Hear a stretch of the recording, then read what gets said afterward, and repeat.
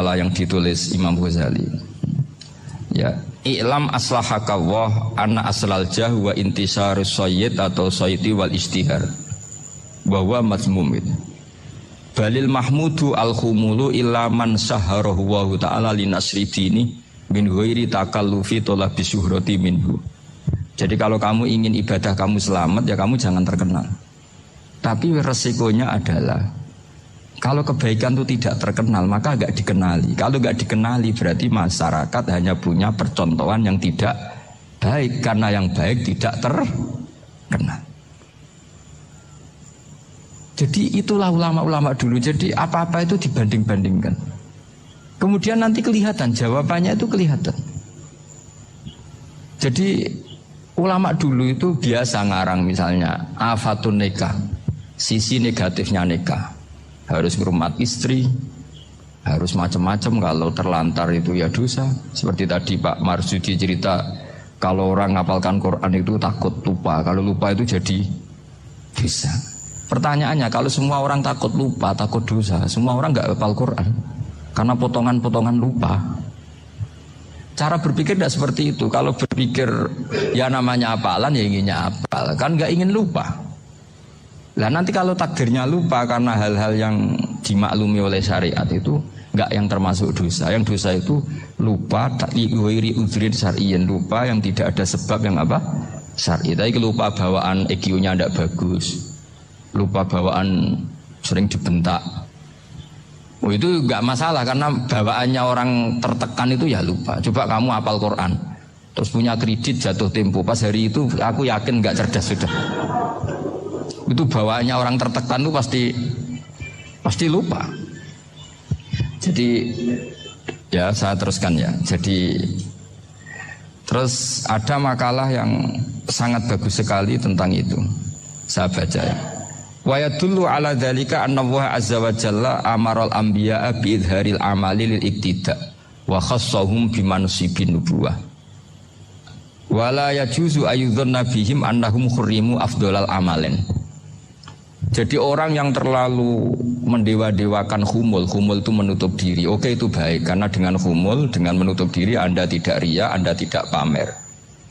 Tapi kata Imam Ghazali, kamu juga harus ingat, di antara syaratnya Nabi itu harus mengumumkan kalau beliau itu seorang Nabi. Harus memaklumatkan kalau beliau seorang Nabi supaya bisa diikuti. Caranya sholat harus diumumkan, sehingga Nabi itu mengatakan harus jamaah. Karena dengan cara jamaah itu bisa shollu kama ra'aitumuni usolli. Coba kalau Nabi sholatnya nggak diperlihatkan, kamu harus sholat yang benar. Caranya gimana ya Rasulullah? Itu rahasia. Bingung nggak kira-kira? Bingung nggak? Ya misalnya amal rahasia selalu lebih baik. Terus ada pertanyaan, Nabi ngendikan kamu sholat yang benar. Caranya gimana Nabi? Ya itu rahasia. Terus gimana coba? Tapi Nabi ngendikan apa? Shollu kama ra'aitumuni usolli. Ya sudah kamu sholat, niru saya sholat. Berarti Nabi sholatnya diperlihatkan apa disembunyikan? Diperlihatkan. Jadi begitu juga saya berkali-kali bilang, orang tahu kalau itu bidan ya berdasar tulisan itu bidan. Tahu kalau itu dokter gigi ya itu dokter gigi.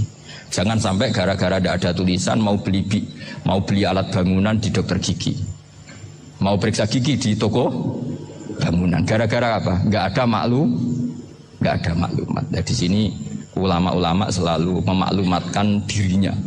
Termasuk Imam Ghazali ketika ngarang kitab dinamai Ihya Ulumuddin, bahwa kitab ini bisa menghidupkan ilmu-ilmu agama yang mulai hilang. Begitu seterusnya.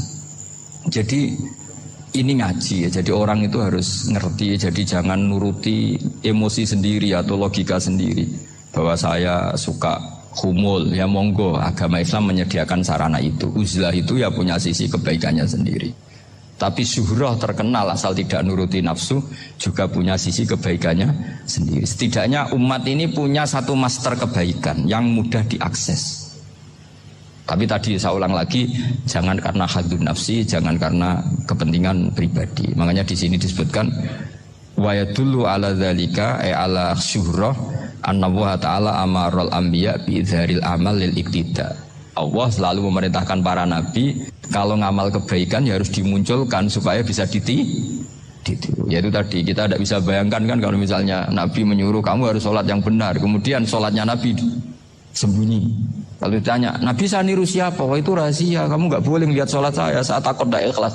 Ribet kan? Sehingga jamaah itu statusnya tetap harus. Nah bedanya harus ini ulama berpendapat harus yang apa? Fardu kifayah, tapi fardu itu maknanya harus. Tapi bukan berarti kalau nggak jamaah sholatnya nggak sah, nggak. Tetap tapi statusnya jamaah tetap apa? Harus. Nah barokahnya harus ini orang yang baru sholat, sholatnya langsung benar karena ada yang diikutin. Coba kalau mantan dukun baru sholat terus sholat sendiri, itu mesti mirip mantra itu. Karena dia tidak ada master percontohannya. Tapi barokahnya ada master, orang paling bodoh pun kalau sholat ya benar, karena standar ada komandonya, ada imamnya. Sehingga Imam Ahmad malah berpikir keras, syarat sahnya sholat itu harus jamaah. Cara pikirannya Imam Ahmad keras sekali beliau. Jika kalau orang sholat sendiri kok ada orang lain yang maunya berjamaah harus bayar, orang itu harus bayar demi sahnya sholat. Itu madzhabnya Imam Ahmad. Tapi kalau madzhab Syafi'i hanya mengatakan itu fardu kifayah. Subhanallah.